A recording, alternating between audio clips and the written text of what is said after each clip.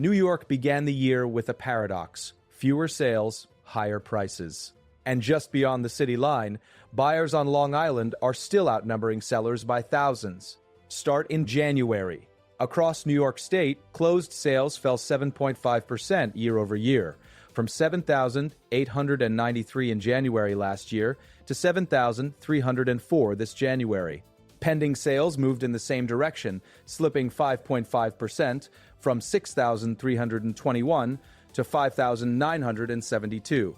New listings followed suit, down 7.3%, falling from 9,133 properties to 8,468. Inventory tightened slightly to 22,986 homes statewide, compared to 23,626 a year earlier. But prices rose anyway. The statewide median sales price climbed 7.2% compared to January of last year, up to $445,000 from $415,000.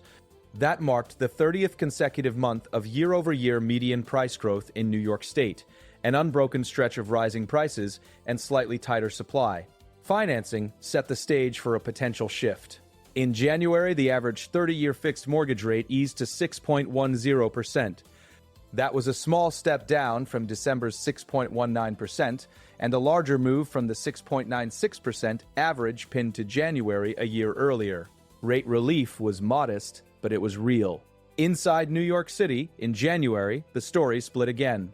The city's active listing count reached 4,965, down 6.0% from a year before. Yet sellers stepped forward. Newly listed homes rose 19.8% year over year to 1,716.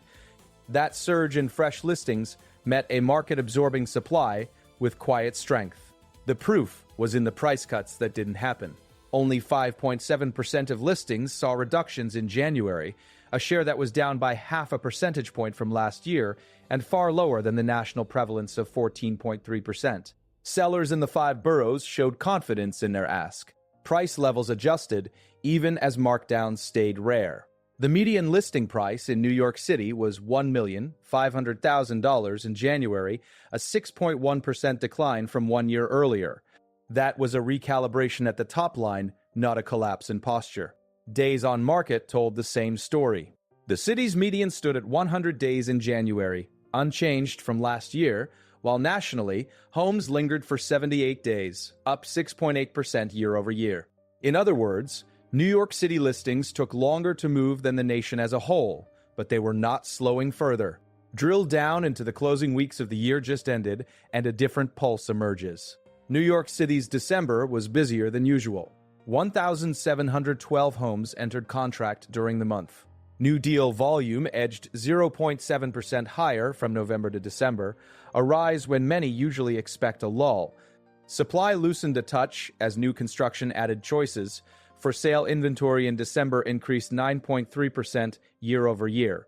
Across the city, 14,000 homes sat on the market in December, and they didn't linger as long as they had. The time a home stayed active shrank by 6 days in Manhattan and by 17 days in Queens compared to 1 year prior. The micromap tells its own story. The neighborhoods where building cranes and new listings concentrated, Brighton Beach, Bushwick, Midwood, and Flushing, saw the most notable shifts. In Brighton Beach, December inventory surged by nearly 50% compared to the prior December. Brooklyn and Queens together carried the bulk of those fresh-for-sale choices heading into the new year. Now look east, across the city line. Long Island finished 22,005 as the strongest sellers market in the country. In December, buyers in the Nassau County Metro, defined here as both Nassau and Suffolk counties, outnumbered sellers by a wide margin. There were nearly 11,000 buyers on the hunt against a pool of just over 7,300 estimated sellers. That gap translated into 33.4% fewer home sellers than buyers, marking the third straight month that Long Island ranked as the nation's toughest market for buyers. It wasn't a national pattern. Across the country, in December, there were 47% more home sellers than buyers, with some Sunbelt cities easing decisively toward buyers' leverage. In Austin, for example, there were 128% more sellers than buyers. On Long Island's North Shore, the competition clustered at the higher end.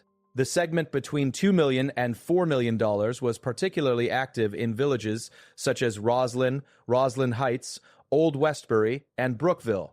Schools and proximity to the city drew a mix of local and out-of-town bidders.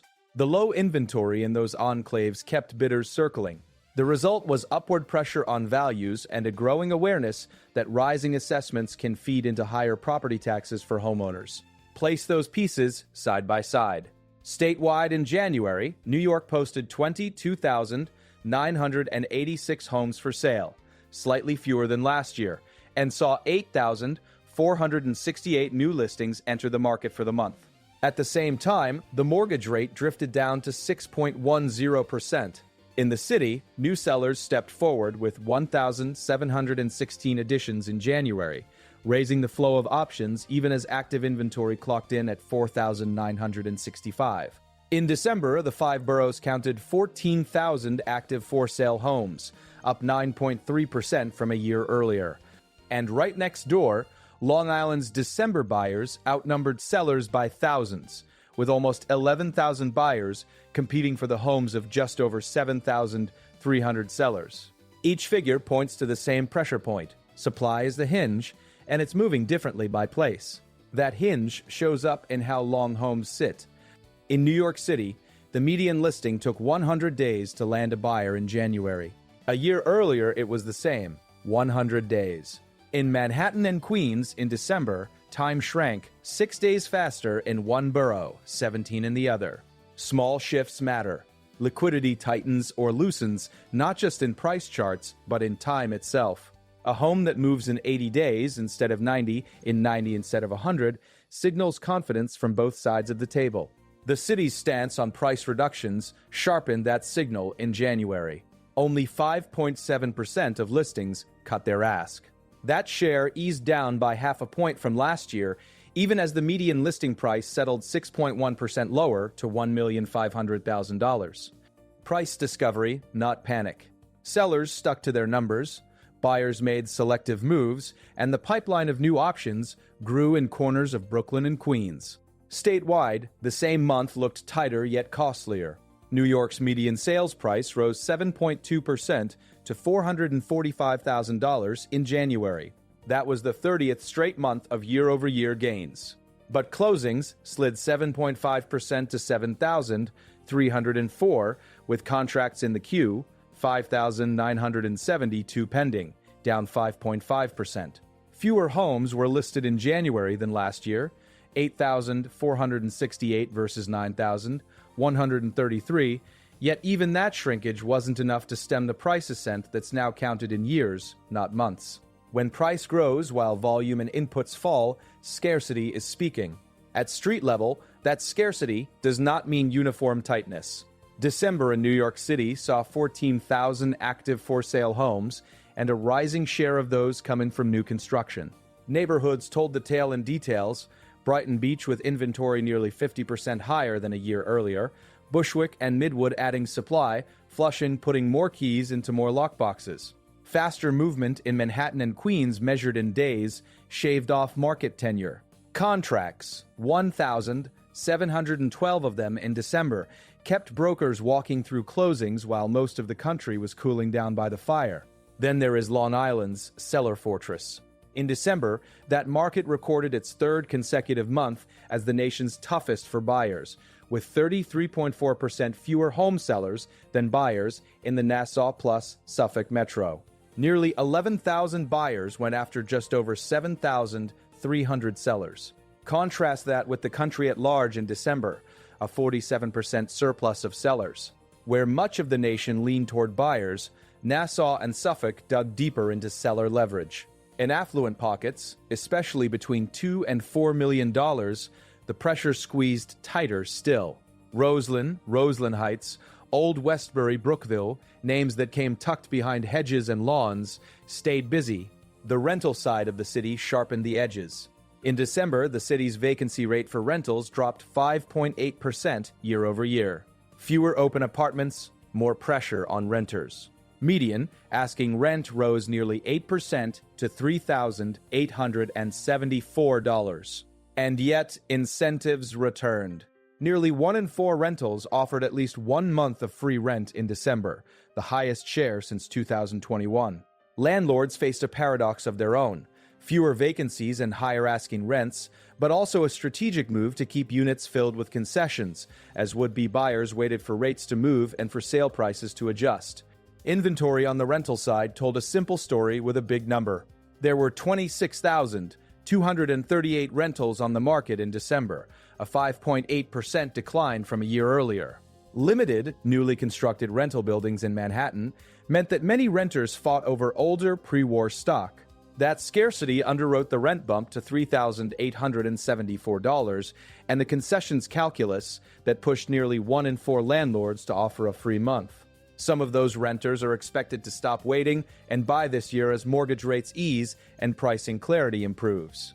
That expectation leans on a data point that started the year: a 6.10% average rate for a 30-year mortgage in January, down from 6.19% in December and meaningfully below 6.96% a year earlier. A fraction of a point matters when you annualize the cost of a home. Pair that with price movement and selection. In the 5 boroughs, the price sticker cooled by 6.1% to $1,500,000 in January, even as sellers stayed firm on reductions at 5.7%. Newly listed homes, 1,716 of them, moved onto the stage, up 19.8% year over year. Active inventory, 4,965 listings, remained 6.0% below last January. A slight opening, not a floodgate. The state's numbers close the loop. New York posted 22,986 active homes in January, a thinner shelf than the 23,626 logged a year before. New listings dropped to 8,468 from 9,133. Pending deals dialed down to 5,972 from 6,321. Closings landed at 7,304, down from 7,893. Yet the median sale climbed to $445,000, extending an uninterrupted run of 30 months of gains.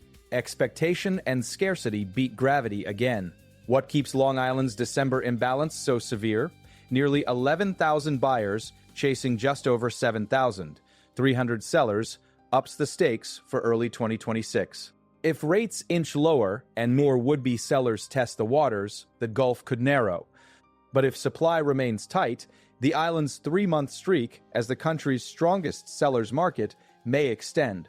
That seller tilt does not just set price.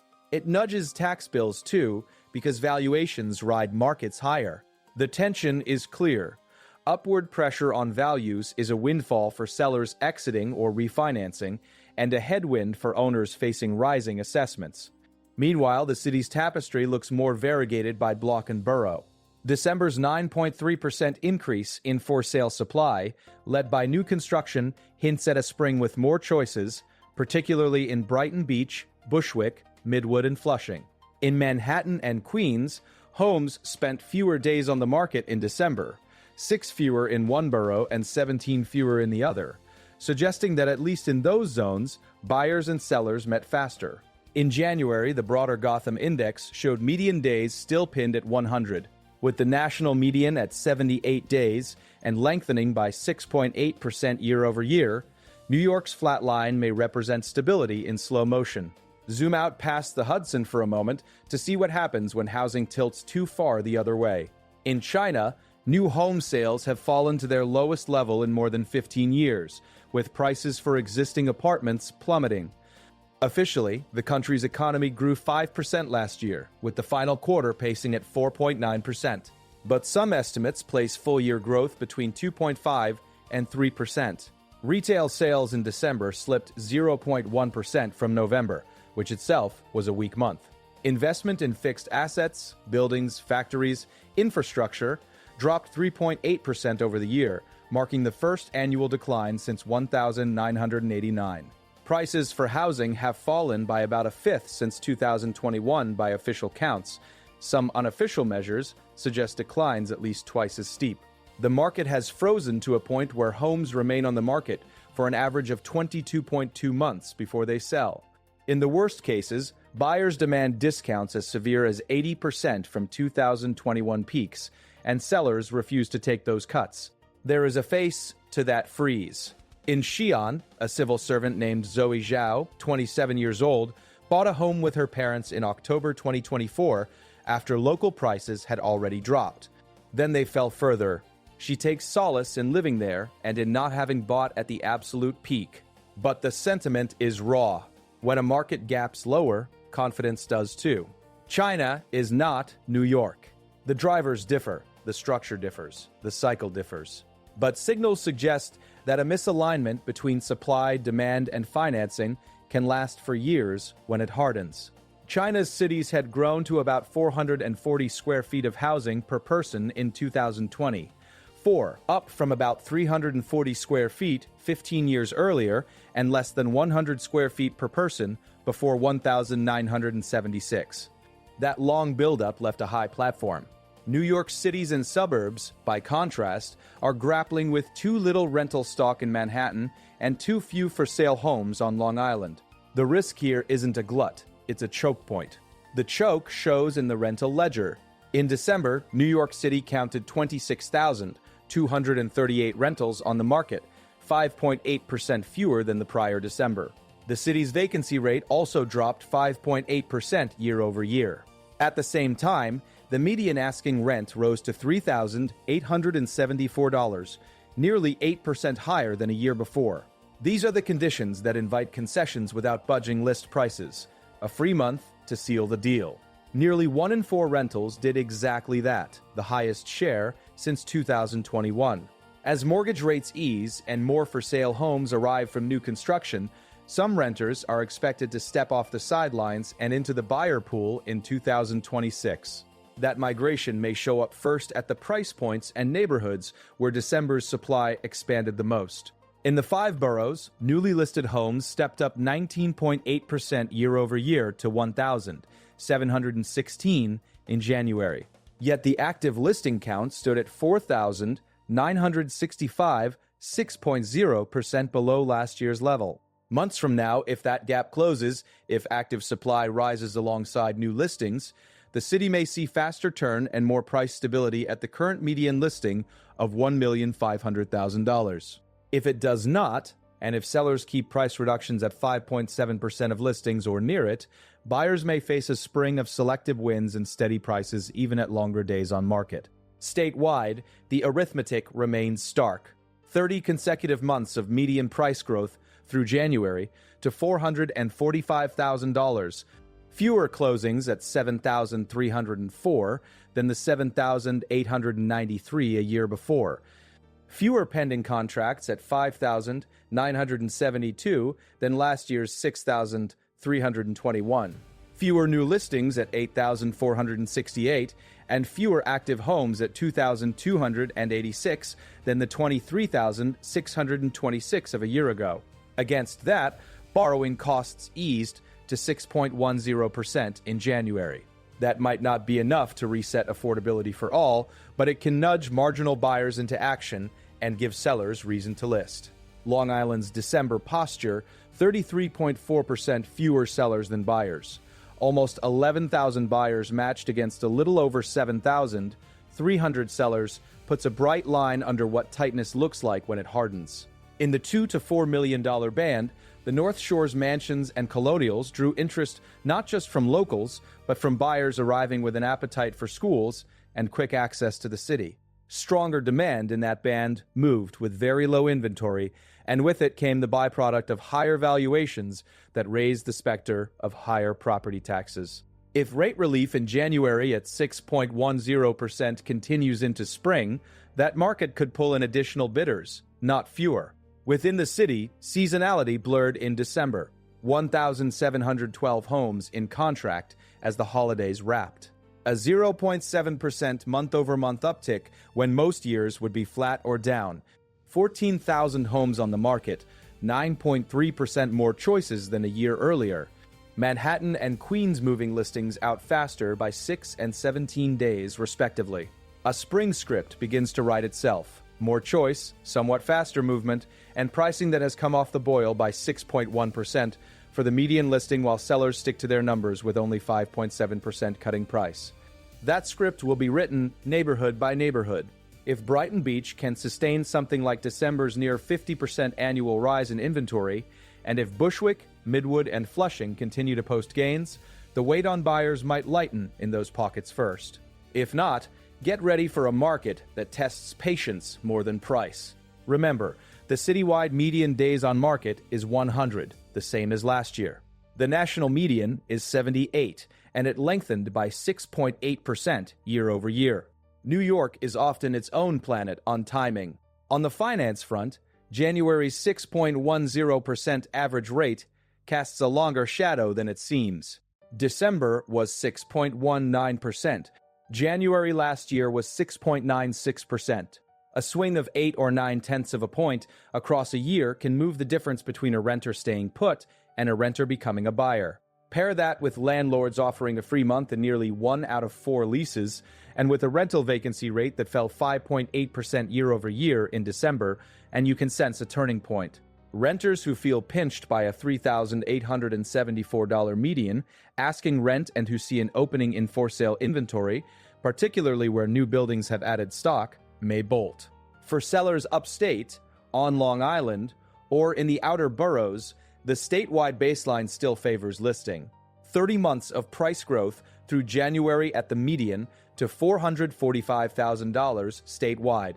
Slightly tighter statewide inventory at 22,986, fewer new listings at 8,468, and fewer closings at 7,304. But if the city's December pattern holds, 14,000 active for-sale homes, 9.3% more than last year, and 1,712 homes entering contract in one of the slowest months, momentum may build into spring. There are 2 balances to watch now. The first is between New York City's January active inventory of 4,965 and its January flow of newly listed homes at 1,716. If that 19.8% year-over-year surge in new listings sustains, but active inventory remains 6.0% below last year, buyers will feel more action week to week without a long-term tilt. If active listings climb while time on market stays at 100 days or drops, the tilt could slip their way. The second balance is on Long Island, where the December gulf of nearly 11,000 buyers and just over 7,300 sellers may expand or contract with rate moves and tax assessments. A narrowing gulf might cool the $2 to $4 million space in Roslyn Heights, Old Westbury, and Brookville just enough to lengthen days on market without pulling prices down. A widening gulf would do the opposite, pressure days lower and keep price cuts rare. Elsewhere in the state and the country, the signals are less tidy. Nationally, active listings climbed 10.0% year over year in January, while New York City's fell 6.0%. Nationally, 14.3% of listings carried price reductions. In New York City, only 5.7% did. In the nation at large, median days on market rose to 78 in January, with a 6.8% annual increase. New York City held at 100 days, unchanged. Long Island's December imbalance ran counter to the national pattern of 47% more sellers than buyers. Those mismatches tell you this is not one market, but a set of micro-markets buffered by borough and bounded by bridges. And so to the why. Why did statewide sales volume fall in January to 7,304 closings and 5,972 pendings, while prices rose to $445,000? Signals suggest scarcity and rate psychology combined to ration moves. New listings fell to 8,468 from 9,133. Active statewide supply fell to 22,986 from 23,626. Buyers watched rates tick to 6.10%, lower than a year ago, but not low, and they chose their moments. In the city, sellers felt little pressure to mark down, with only 5.7% of listings cutting price, even as the overall median listing slid 6.1% to $1,500,000. In Long Island's December heat, the sheer math Nearly 11,000 buyers, just over 300 sellers set the tone. If you're a renter choosing whether to jump, the rental mathematics deserve another look. A vacancy rate that fell 5.8% year over year in December means fewer open doors. A median asking rent of $3,874 means the center has moved up. But with nearly 1 in 4 rentals offering a free month, the highest share since 2021, there's room to negotiate on the margin. If mortgage rates cling near 6.10% or shave lower in the months ahead, a renter's pivot could make sense if they can find one of the 1,716 newly listed homes that fit their budget and if they can wait out a 100-day median time to acceptance. If you're a seller, the statewide streak is your backdrop. 30 months of year-over-year price increases through January.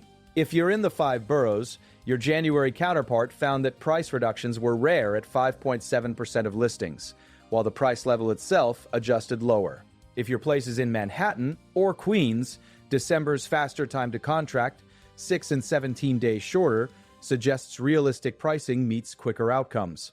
If you're on the North Shore, the $2 to $4 million band remained active through December in Roslyn, Roslyn Heights, Old Westbury, and Brookville with very low inventory. In that sliver, the bid has not gone away.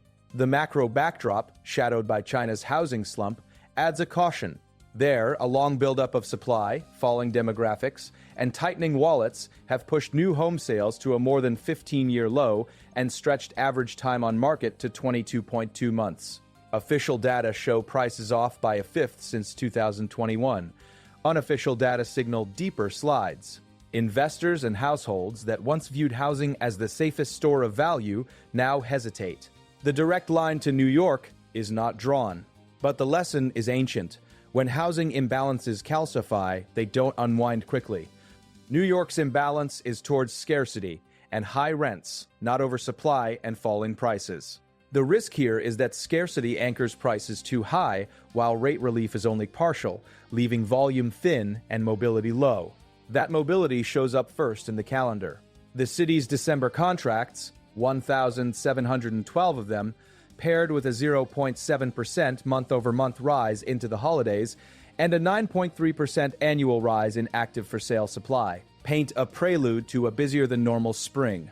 If January's new listing tally of 1,716 holds, and if the year-over-year increase of 19.8% for new listings repeats in February and March, the buyer pool could meet a steadier stream of choices, even with active inventory at 4,965 in January, down 6.0% from last year. A spring where time on market trims in more boroughs, beyond the 6 days in Manhattan and 17 days in Queens, is a spring with more movement and clearer comps. Base case for the next 2 quarters. New York City enters a busier than typical spring, with for-sale inventory in pockets like Brighton Beach, Bushwick, Midwood, and Flushing staying above last year's levels, and citywide pricing stabilizing around a median listing of $1,500,000 after a 6.1% year-over-year adjustment.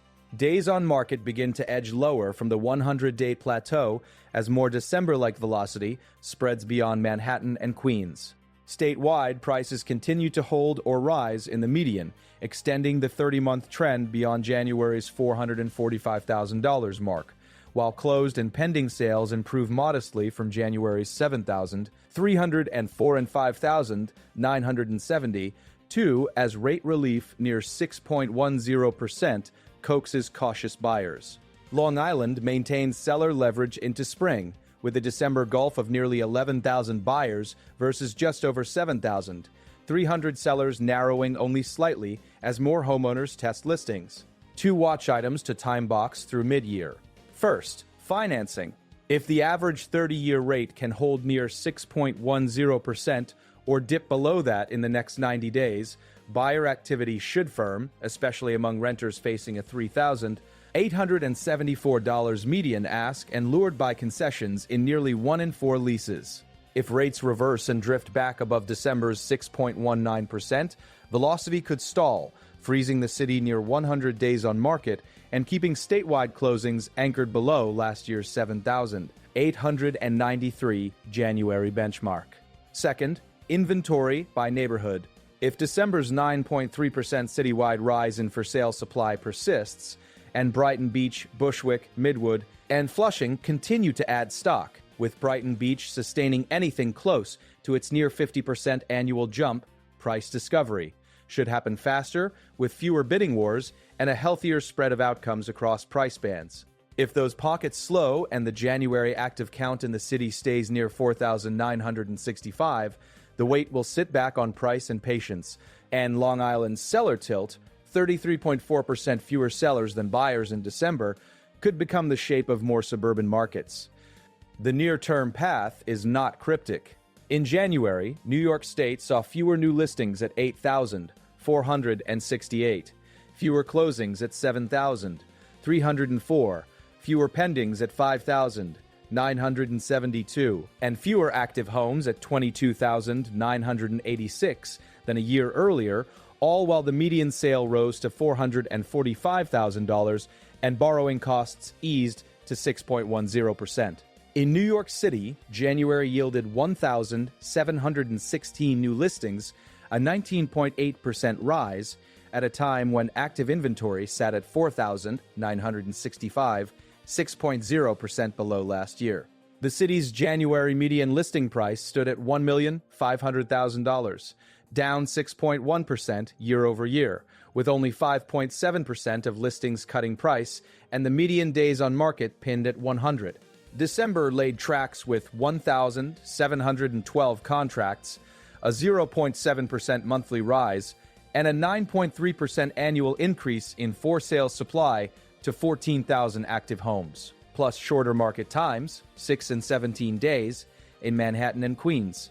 Long Island's December was a seller's fortress, with nearly 11,000 buyers against just over 7,000. 300 sellers, a 33.4% mismatch that made it the strongest seller's market in the country for a third month. Against that ledger, be ready for a spring that moves faster than last year's, but not so fast that it breaks. Watch the rate, watch the neighborhoods adding supply, and watch Long Island's balance. If those three lines bend in the right direction, the city's renters could become buyers, the suburbs could catch a breath, and statewide prices could rise without choking volume. If you want more cinematic clarity anchored in hard numbers all spring long, stick around and share this with someone watching the New York market as closely as you are.